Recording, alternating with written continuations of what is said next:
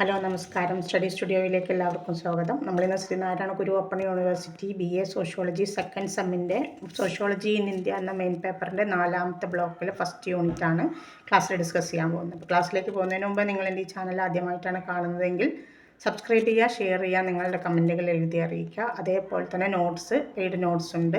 മലയാളം നോട്ട്സാണ്. ഇംഗ്ലീഷിൽ ഹെഡിങ് കൊടുത്തിട്ട് നോട്ട്സ് വിശദീകരണം മലയാളത്തിൽ കൊടുത്ത നോട്ട്സ് ആവശ്യമുള്ളവരുണ്ടെങ്കിൽ ഫസ്റ്റ് ദിവസം വീഡിയോസിലൊക്കെ എൻ്റെ വാട്സപ്പ് നമ്പർ കൊടുത്തിട്ടുണ്ട്. നമ്പറിൽ നിങ്ങൾ ബന്ധപ്പെട്ടാൽ നിങ്ങൾക്ക് നോട്ട്സ് PDF ആണ് കേട്ടോ സെൻഡ് ചെയ്ത് തരാം. അപ്പോൾ നമുക്ക് 4ാമത്തെ ബ്ലോക്കിൻ്റെ പേര് മാർക്സിസം എന്നാണ്.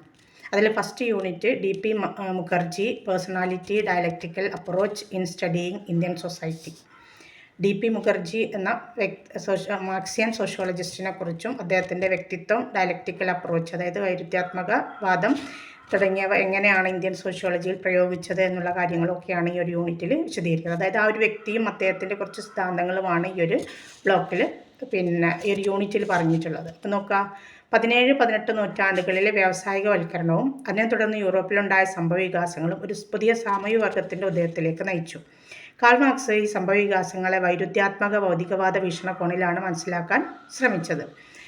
മാർക്സിൻ്റെ അഭിപ്രായത്തിൽ സമൂഹങ്ങളുടെ ചരിത്രപരമായ വികാസത്തിലെ ഉൽപ്പാദന രീതികൾ പ്രാകൃത രീതിയുണ്ട്, അതുപോലെ പ്രാചീന രീതിയുണ്ട്, ഫ്യൂഡൽ രീതിയുണ്ട്, മുതലാളിത്ത രീതി എന്നിങ്ങനെ ഒടുവിൽ കമ്മ്യൂണിസ്റ്റ് രീതിയിൽ വരെ എത്തുന്ന ഘട്ടങ്ങളിലൂടെ കടന്നുപോയിട്ടുണ്ട്.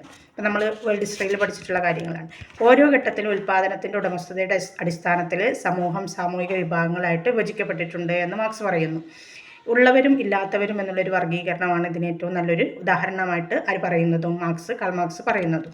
ഉടമസ്ഥരല്ലാത്ത വർഗത്തിൻ്റെ നിരന്തരമായ ചൂഷണം വർഗസമരത്തിലേക്കും സാമൂഹിക ഘടനയിൽ മാറ്റം വരുന്നതിലേക്കും നയിച്ചു എന്ന്. അതായത് ഓരോ സമൂഹത്തിലും മാറ്റമുണ്ടായത് വർഗസമരത്തിൻ്റെ അടിസ്ഥാനത്തിലാണ് എന്നാണ് കാൾ മാർക്സ് ഇതിലൂടെ സൂചിപ്പിക്കുന്നത്.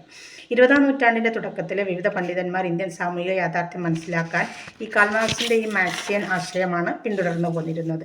ഇന്ത്യൻ സമൂഹത്തെക്കുറിച്ച് പഠിക്കുന്നതിനുള്ള നിലവിലുള്ള സമീപനങ്ങളുമായി ബന്ധപ്പെട്ട നിരവധി പ്രശ്നങ്ങൾ AR ദേശായി, ഒരു മാർക്സിയൻ സോഷ്യോളജിസ്റ്റായ AR ദേശായി മനസ്സിലാക്കി. ഒരു പ്രധാന പ്രശ്നമായിട്ട് അദ്ദേഹം കാണുന്നത് അവയ്ക്ക് ഭാരതീയതയും സാമൂഹിക പരിഗണനയും ഇല്ല എന്നുള്ളതാണ്. മറ്റൊരു പ്രശ്നമായിട്ട് AR ദേശായി പറയുന്നത് അവർ ഈ അത്തരത്തിലുള്ള, അതായത് ഈ മാർക്സിയൻ ചിന്താഗതി വരുന്നതിന് മുമ്പേ ഉള്ള ചിന്താഗതികൾക്ക് പോസിറ്റിവിസത്തിനോ സൂപ്പർ സയൻറ്റിസത്തിനോ കൂടുതൽ ഊന്നൽ നൽകുന്നവയായിരുന്നു എന്നതാണ്. ഇനിയൊരു പ്രശ്നം അദ്ദേഹം കാണുന്നത് ഈ സമീപനങ്ങൾ സമൂഹത്തിൻ്റെ ചെറിയ തോതിലുള്ള ഗ്രാമസമൂഹങ്ങൾ, ജാതി ഗ്രൂപ്പുകൾ അല്ലെങ്കിൽ ഗോത്ര വിഭാഗങ്ങൾ എന്നിവയെ മാത്രം കേന്ദ്രീകരിച്ചുകൊണ്ടുള്ളതായിരുന്നു എന്നുള്ളതാണ്. കൂടാതെ ഈ വിഷയത്തിൻ്റെ സമകാലിക പ്രസക്തി, നിർണായകമായ ചോദ്യങ്ങളുടെ അഭാവം, അതുപോലെ പ്രവർത്തന തന്ത്രങ്ങളുടെ അഭാവം, മൂല്യരഹിതമായ മനോഭാവങ്ങൾ എന്നിവ പോലുള്ള മറ്റ് പ്രശ്നങ്ങളും ഈ മാർക്സിയൻ ആശയം വരുന്നതിന് മുമ്പേ ഉള്ള എല്ലാ സമീപനങ്ങൾക്കും ഉണ്ട് എന്നുള്ള ഒരു വാദമാണ് ആർക്കുണ്ടായിരുന്നത്? മാർക്സിയൻ ചിന്താഗതിക്കാരനായ AR ദേശായിക്ക് ഉണ്ടായിരുന്നത്. അപ്പോൾ ഈ പ്രശ്നങ്ങൾ തരണം ചെയ്യാൻ MN Datta, DD Kosambi, PC Joshi, RS Sharma, Irfan Habib, Ramakrishna Mukherjee, DP Mukherjee, AR Desai തുടങ്ങിയ ഇന്ത്യൻ സമൂഹത്തെക്കുറിച്ച് മനസ്സിലാക്കാൻ വേണ്ടിയിട്ട് ഈ ചിന്തകന്മാരെല്ലാം മാർക്സിയൻ ചിന്താഗതിക്കാരാണ്. ഇവരതിനു വേണ്ടിയുള്ളൊരു മാർക്സിയൻ ആശയങ്ങൾ സ്വീകരിച്ച് അതിൽ മാറ്റം വരുത്താനുള്ള ശ്രമങ്ങൾ അവർ നടത്തുകയും ചെയ്തിട്ടുണ്ട്. ഇന്ത്യൻ സാമൂഹ്യ ശാസ്ത്രജ്ഞരിൽ RK Mukherjee, DP Mukherjee, AR Desai എന്നിവരെ ഇന്ത്യൻ സമൂഹത്തെ പഠിക്കുന്നതിന് വൈരുദ്ധ്യാത്മക ചരിത്രപരമായ സമീപനം സ്വീകരിച്ച 3 പ്രമുഖ വ്യക്തിത്വങ്ങളായിരുന്നു. ഇവർ രാജ്യത്തിൻ്റെ സ്വാതന്ത്ര്യത്തിനും തുടർന്നുള്ള നിർമ്മാണ പ്രവർത്തനങ്ങൾക്കും സാക്ഷ്യം വഹിച്ച വ്യക്തികളുമാണ്. ഇത് നമ്മൾ മാർക്സിയൻ പെർസ്പെക്റ്റീവ്സ് ഇൻ ഇന്ത്യൻ സോഷ്യോളജിയിൽ മാർക്സിയൻ കാഴ്ചപ്പാടിൻ്റെ പ്രസക്തിയാണ് പറയുന്നത് കേട്ടോ. സമൂഹത്തെ ചരിത്രപരവും ഭൗതികപരവുമായി മനസ്സിലാക്കുന്നതിന് ഊന്നൽ നൽകുന്ന കാഴ്ചപ്പാടാണ് മാർക്സിയൻ കാഴ്ചപ്പാടുള്ളവരൊക്കെ സ്വീകരിച്ചിരുന്നത്. മാർക്സിയൻ വീക്ഷണം ഒന്നാമതായിട്ട് ഇന്ത്യൻ സമൂഹത്തിൻ്റെ സാമ്പത്തിക അല്ലെങ്കിൽ ഭൗതികവാദ വ്യാഖ്യാനത്തിൽ ശ്രദ്ധ കേന്ദ്രീകരിച്ചതാണ്. മാർക്സിയൻ സമീപനത്തിൻ്റെ രണ്ടാമത്തെ പ്രധാന മുൻകരുതൽ അത് സാമൂഹിക ബന്ധത്തിൻ്റെ വൈരുദ്ധ്യാത്മക വശത്തിന് ശ്രദ്ധ നൽകുന്നു എന്നുള്ളതാണ്. സാമൂഹിക മാറ്റത്തിൻ്റെ പ്രക്രിയ പഠിക്കാനും വിശകലനം ചെയ്യാനും വൈരുദ്ധ്യാത്മക സമീപനം ഏറെ സഹായിക്കുമെന്നാണ് ഈ ചിന്താഗതിക്കാരുടെ വാദം. 1981 ജനുവരിയിൽ മീററ്റിലെ 15ാമത് അഖിലേന്ത്യാ സാമൂഹ്യശാസ്ത്ര സമ്മേളനത്തിൽ AR ദേശായി സൂചിപ്പിച്ചൊരു കാര്യമുണ്ട്. എന്താ അദ്ദേഹം പറയുന്നത് നോക്കുക. സ്വാതന്ത്ര്യാനന്തര ഇന്ത്യൻ സമൂഹത്തെ മനസ്സിലാക്കാനുള്ള മാർക്സിസ്റ്റ് സമീപനം സ്വാതന്ത്ര്യത്തിൻ്റെ തലേന്ന് നിലനിന്നിരുന്നതാണ്. അതായത് ആ തലേന്ന് വരെ നിലനിന്നിരുന്ന പ്രത്യേക തരത്തിലുള്ള സ്വത്ത് സംബന്ധങ്ങളിൽ ശ്രദ്ധ കേന്ദ്രീകരിക്കുന്ന ഒന്നാണ് എന്നാണ്. അപ്പോൾ സമ്പത്തിൻ്റെ അടിസ്ഥാനത്തിൽ എന്ത് ചെയ്യുന്നുണ്ട്, ആളുകളെ വർഗീകരിക്കണം. അതിനെ ശ്രദ്ധ കേന്ദ്രീകരിച്ചിട്ടുള്ള ഒരു സമീപനമാണ് ഏത് മാർക്സിയൻ സമീപനം എന്നാണ് ദേശായി പറഞ്ഞതിൻ്റെ ചുരുക്കം കേട്ടോ. ഇന്ത്യൻ സമൂഹത്തെ വികസിത സമൂഹമായി മാറ്റുന്നതിനും വികസിപ്പിക്കുന്നതിനും വേണ്ടി മാർക്സിസ്റ്റ് സമീപനം പിന്തുടർന്നു. മാർക്സിസ്റ്റ് സമീപനം സമൂഹത്തിൻ്റെ സ്വഭാവം നിർവചിക്കുന്നതിന് സ്വത്ത് ബന്ധങ്ങൾ എടുക്കുന്നതിനുള്ള മാനദണ്ഡമാണ് സ്വീകരിച്ചത്. ഇപ്പോൾ പറഞ്ഞല്ലോ, ദേശായി എന്ന് പറഞ്ഞല്ലോ, സമൂഹത്തിൻ്റെ തരം, ഭരണകൂടത്തിൻ്റെ വർഗ സ്വഭാവം, വികസനത്തിൻ്റെ പാതയുടെ പ്രത്യേകത എന്നിവയെ എല്ലാ പ്രത്യാഘാതങ്ങളോടും കൂടി നിർണ്ണയിക്കാൻ ഇന്ത്യൻ പണ്ഡിതന്മാരെ ഈ മാർക്സിയൻ സമീപനം സഹായിച്ചു എന്ന് പറയപ്പെടുന്നു. ആര്? മാർക്സിയൻ ചിന്താഗതിക്കാർ. ഇനി DP മുഖർജി, അതിലൊരു പ്രമുഖ വ്യക്തിയാണ് DP മുഖർജി. രണ്ടാളുകളെയാണ് നമുക്ക് ഇതിലൂടെ പഠിക്കേണ്ടത്, AR ദേശായിയെയും DP മുഖർജി. അപ്പോൾ ഒരു യൂണിറ്റിൽ മുഖർജിയെ കുറിച്ച് പഠിക്കുമ്പോൾ അടുത്തൊരു യൂണിറ്റിൽ നമ്മൾ ദേശായിയെ കുറിച്ചാണ് പഠിക്കുന്നത് കേട്ടോ. പ്രധാനമാണ് ഈ ബ്ലോക്ക്, അപ്പോൾ അത് സീരിയസ് ആയിട്ട് പഠിക്കാൻ ശ്രമിക്കുക. ഇന്ത്യൻ സോഷ്യോളജിയുടെ സ്ഥാപക നേതാക്കളിൽ ഒരാളാണ് ആര്?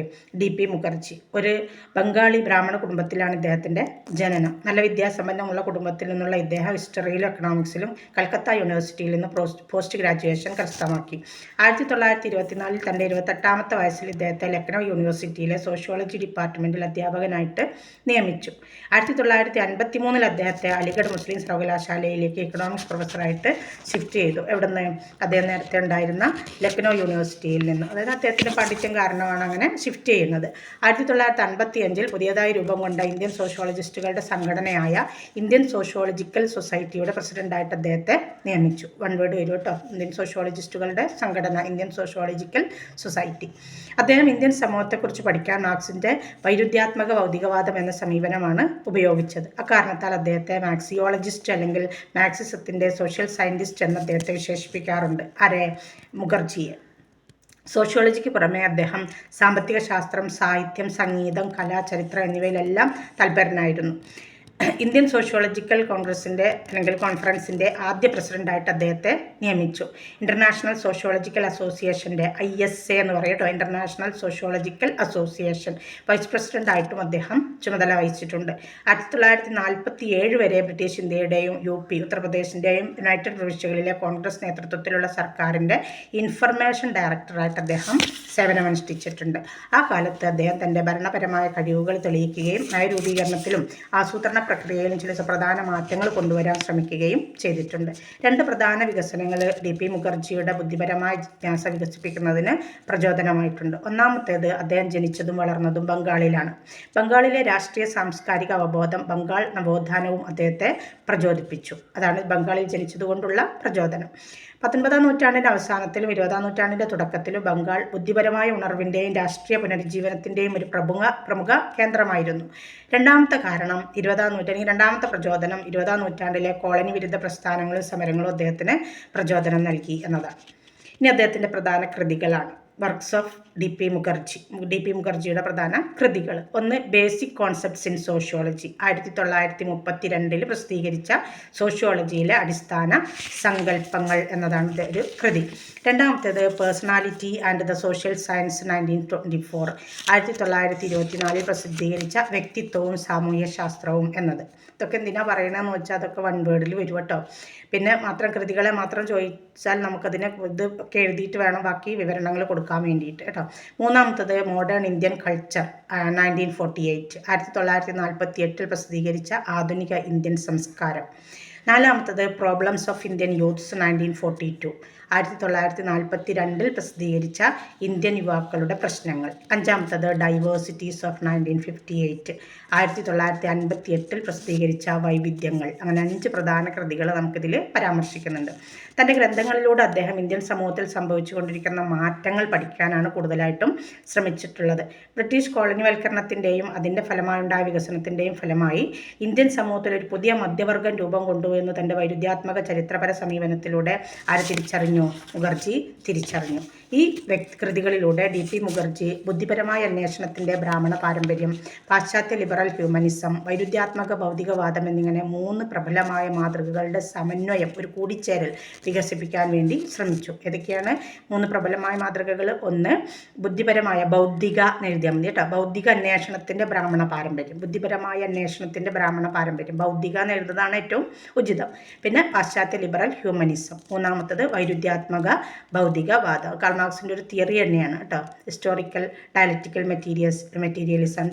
മെറ്റീരിയലിസം എന്നൊക്കെ പറയുന്നത് കാൾ മാർക്സിൻ്റെ സിദ്ധാന്തങ്ങളാണ്. അങ്ങനെ 3 പ്രബലമായ മാതൃകകളുടെ ഒരു സമന്വയം, ഒരു കൂടിച്ചേരൽ വികസിപ്പിക്കാനാണ് ആര് ശ്രമിച്ചത്? മുഖർജി ശ്രമിച്ചത്. ഇന്ത്യൻ സാമൂഹിക യാഥാർത്ഥ്യങ്ങൾ മനസ്സിലാക്കാൻ സാമ്പത്തിക ശാസ്ത്രം, സാമൂഹ്യ ശാസ്ത്രം, രാഷ്ട്രീയം എന്നിങ്ങനെ വ്യത്യസ്ത വിഷയങ്ങളുടെ വീക്ഷണങ്ങൾ ഉൾപ്പെടുത്താനും ആര് ശ്രമിച്ചു? ടി.പി. മുഖർജി ശ്രമിച്ചിട്ടുണ്ട്. ഈ ഗവേഷണത്തിലൂടെയും രചനകളിലൂടെയും മുഖർജി പാരമ്പര്യത്തിൻ്റെയും ആധുനികതയുടെയും വൈരുദ്ധ്യാത്മകതയിൽ സാമൂഹിക യാഥാർത്ഥ്യത്തിൻ്റെ ഉറവിടങ്ങളും സാധ്യതകളും കണ്ടെത്താനാണ് ശ്രമിച്ചത്. അറിവ് പിന്തുടരുന്നതിലൂടെ അദ്ദേഹം ഒരു സംയോജിത വ്യക്തിത്വവും കൂടി അതിൻ്റെ കൂടെ വികസിപ്പിച്ചെടുത്തു.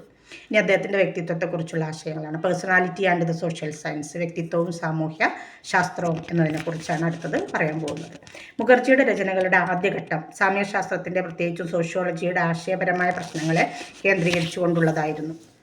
അദ്ദേഹത്തിൻ്റെ personality and the social science എന്ന ഗ്രന്ഥം സ്വയം പ്രതിഫലിപ്പിക്കുന്ന, അല്ലെങ്കിൽ സ്വയത്തെ, അതായത് ഐഡൻറ്റിറ്റി, അതാണ് സ്വയം കേട്ടോ, സ്വത്വം എന്നൊക്കെ പറയാം നമുക്ക്. ഐഡൻറ്റിറ്റിയെ പ്രതിഫലിപ്പിക്കുന്ന അക്കൗണ്ട് അല്ലെങ്കിൽ ഒരു വ്യക്ത പ്രമാണമായിരുന്നു എന്ന് പറയുന്നത്. ഒരു വ്യക്തി എങ്ങനെ ആയിരിക്കണം എന്നതിനെ സൂചിപ്പിക്കുന്ന ഒരു പ്രമാണമായിരുന്നു അദ്ദേഹത്തിൻ്റെ personality and the social science എന്ന ഗ്രന്ഥം.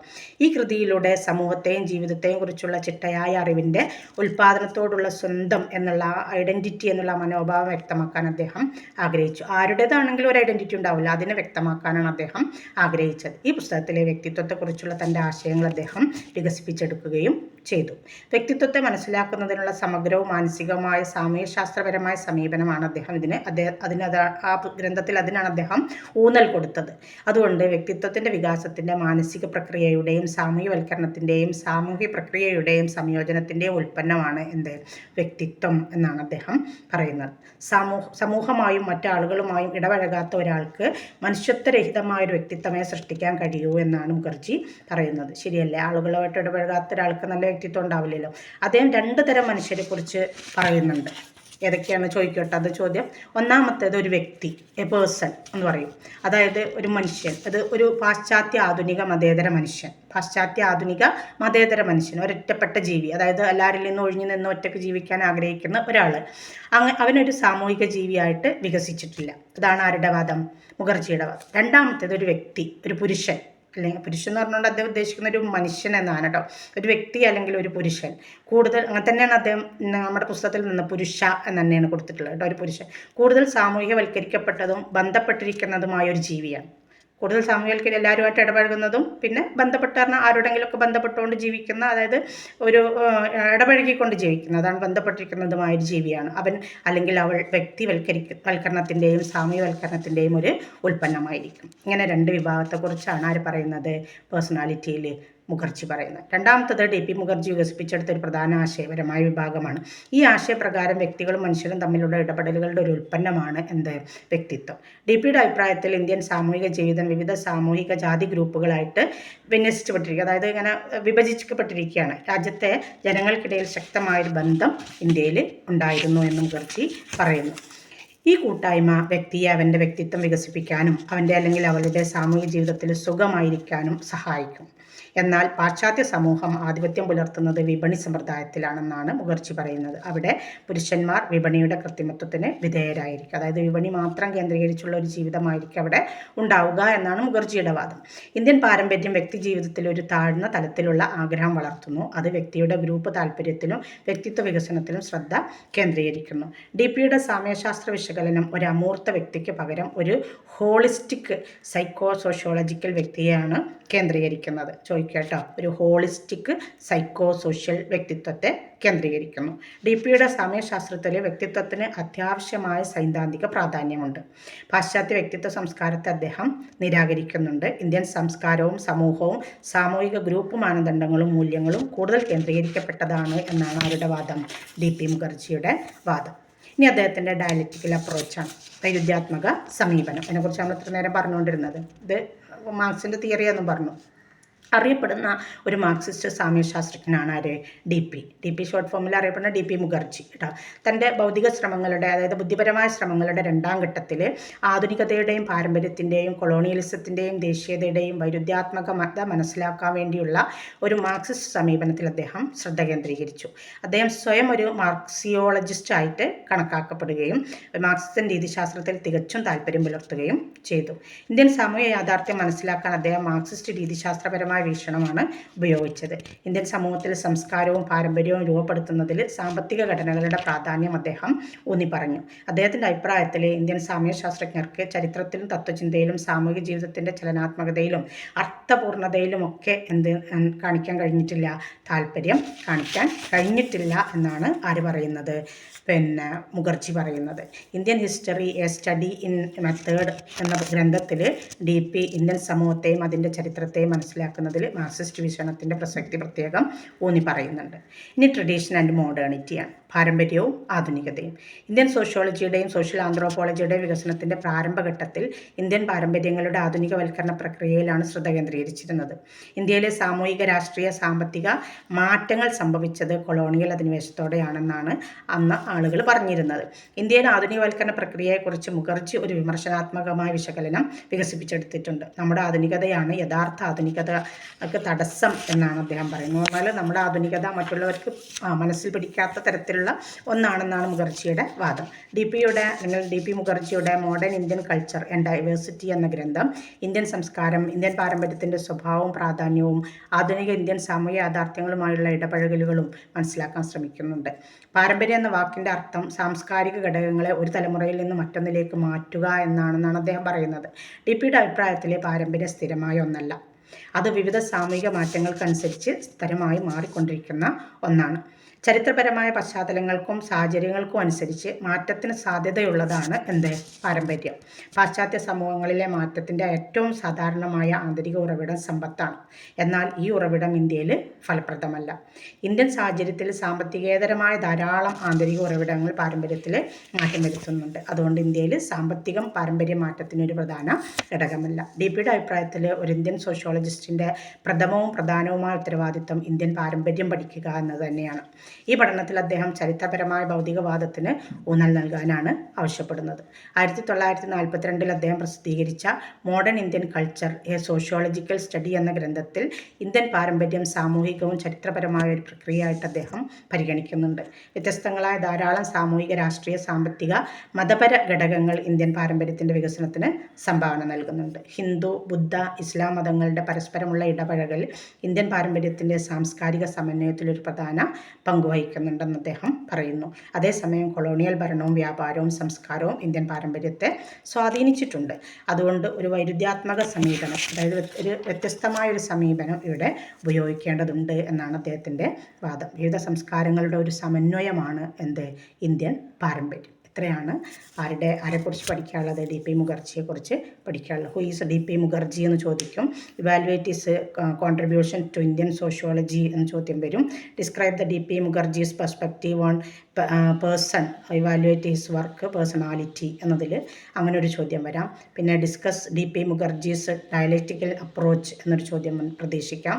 Differentiate between the concept of വ്യക്തി ആൻഡ് പുരുഷ എന്നുള്ളതും ചോദ്യം നമുക്കതിൽ നിന്ന് പ്രതീക്ഷിക്കാം കേട്ടോ. ഒന്ന് ചുരുക്കി പറഞ്ഞു എന്നുള്ളൂ. നിങ്ങളതൊക്കെ ഒന്ന് പഠിക്കാൻ ശ്രമിക്കുക. Okay, thanks.